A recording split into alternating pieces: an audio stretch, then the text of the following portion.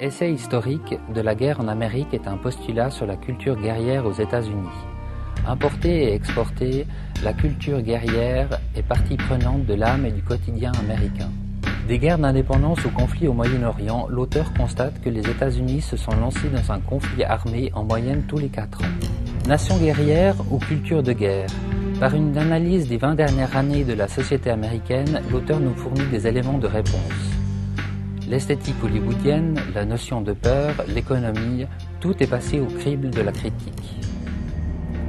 Si la démocratie porte en elle les instruments de son fonctionnement, le triomphe final de la raison doit être minoré.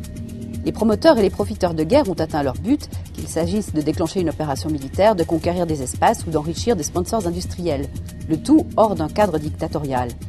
Lorsque le besoin, militaire, stratégique ou économique, se fait sentir, les structures démocratiques sont maltraitées pour s'adapter et laissent la place à une sorte de dictocratie temporaire, et donc bien plus admissible qu'un régime véritablement autoritaire. La militarisation carnassière de la société américaine révèle des séquences totalitaires qui subsistent toujours après leur achèvement, plus encore dans le contexte de la guerre contre la terreur. Par des exemples accessibles au public intéressé, Thomas Rabineau fournit un travail d'historien passionnant.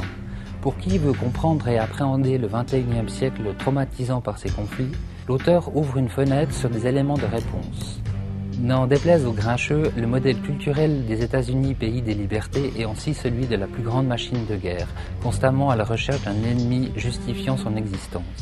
La force de l'essai est de questionner et de remettre en question, pari réussi, quitte à changer d'opinion au prochain ouvrage sur le sujet.